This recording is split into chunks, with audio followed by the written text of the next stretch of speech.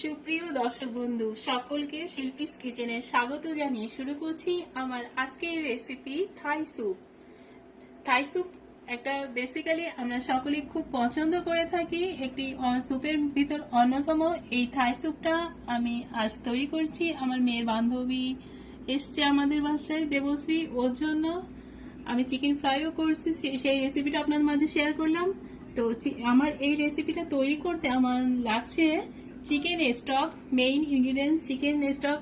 এটা না হলে থাই স্যুপটার টেস্ট আসবে না ভালো। নেক্সট আমি নিচ্ছি কিছু শ্রিম্প নিয়েছি এখানে, পাশাপাশি নিচ্ছি চিকেন ব্রেস্ট, এর ছোট ছোট টুকরা করে পিস করে নিয়েছি আমি।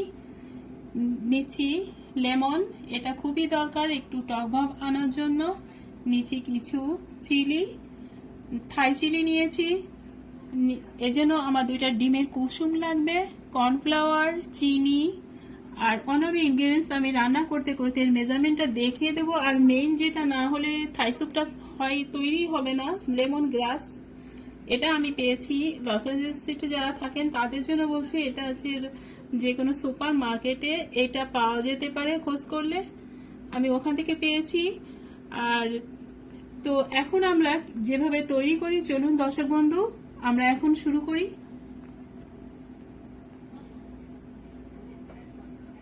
দিচ্ছি অল্প পরিমাণ টেস্ট অনুযায়ী লবণ। এটা মেখে আলাদাভাবে সরিয়ে রাখার দরকার নেই, এটা আমি একটু জাস্ট মেখে নিচ্ছি। প্রথমে আমি চিকেন ব্রেস্টের মাংসের উপরে একটা ডিমের কুসুম নিয়ে নিচ্ছি। এবার এর ভিতর আমি দিচ্ছি একটুখানি অল্প পরিমাণ গার্লিক পেস্ট, অল্প পরিমাণ জিঞ্জার আদা বাটা, অল্প একটু পরিমাণ লবণ দিচ্ছি।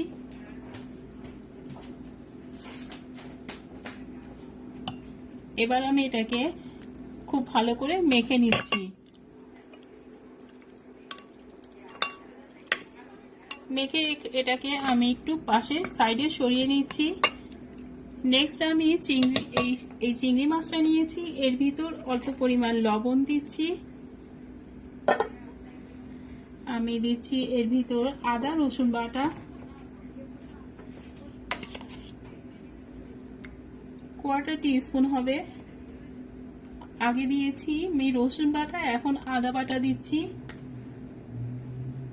এবার আমি একটা ডিমের কুসুম এর ভিতর দিয়ে দিলাম। এবার এটাকে আমি একটু খুব ভালো করে মেখে নিচ্ছি। আমি প্যানে চিকেন ব্রাশটা দিয়ে দিচ্ছি। এটা আমি 4 কাপ পরিমাণ দিচ্ছি।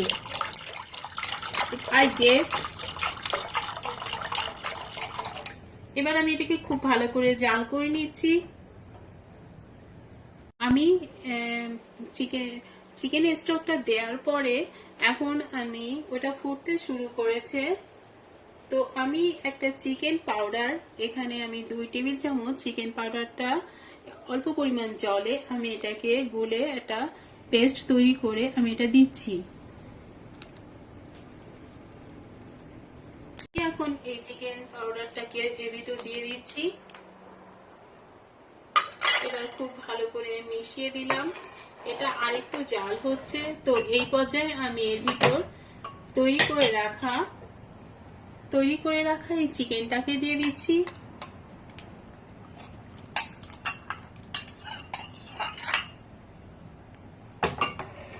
একটু নাড়িয়ে দিলাম। এবার এর ভিতর আমি মেখে রাখা শ্রিম্পটাকে দিয়ে দিচ্ছি।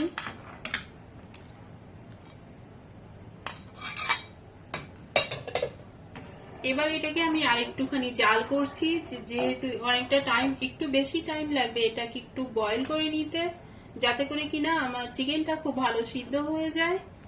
তো ফিরে আসছি আমি 5 মিনিট পরে। এবার আমি লেমন গ্রাস ও কাঁচামরিচটাকে আমি এর ভিতর দিয়ে দিচ্ছি স্যুপের ভিতর।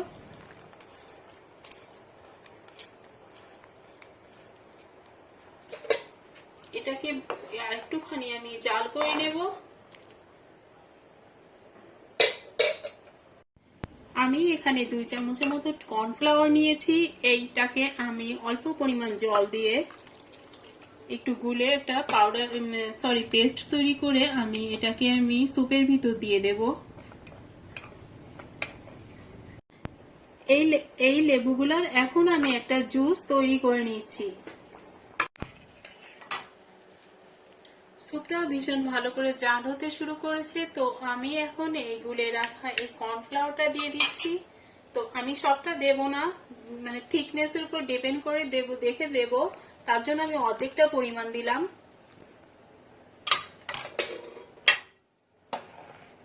এটা আপনারা যার যার পছন্দ অনুযায়ী এই কর্নফ্লাওয়ারটা ইউজ করবেন। আমরা যদি ঠিক অনেক বেশি পাতলা পছন্দ করি তবে একটু কম, আর বেশি একটু ঘন পছন্দ করলে বেশি পরিমাণ দেব। তো এখন আমি এর ভিতর দিচ্ছি হট সস।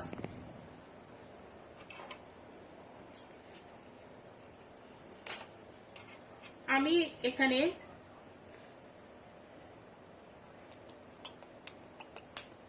1 2 3 4 আমি এখানে 5 টিস্পুন দিলাম। এই ঝালটা আমরা যদি একটু বেশি পছন্দ করি তবে আর একটু বাড়িয়েও দিতে পারি।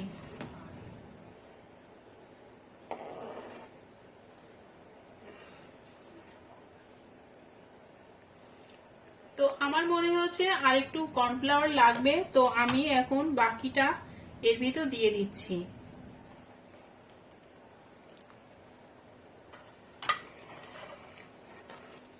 এটাকে আমি আরেকটু সময় জাল করছি।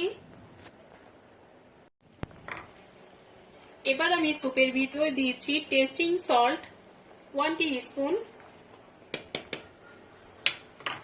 এবার আমি তৈরি করে রাখা লেমন জুসটা দিয়ে দিচ্ছি। একটু ভালো করে মিশিয়ে দিলাম।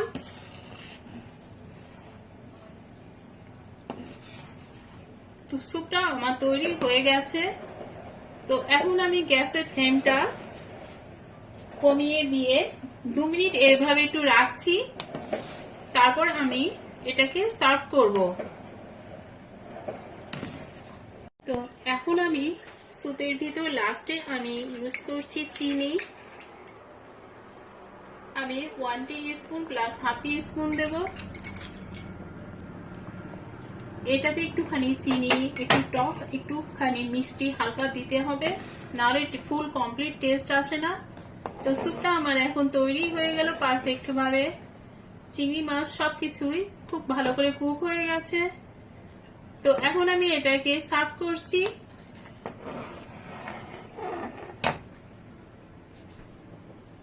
গ্যাসের ফ্লেমটা বন্ধ করে দিলাম। স্যুপটাকে আমি একটা সার্ভিং ডিশে তুলে নিচ্ছি।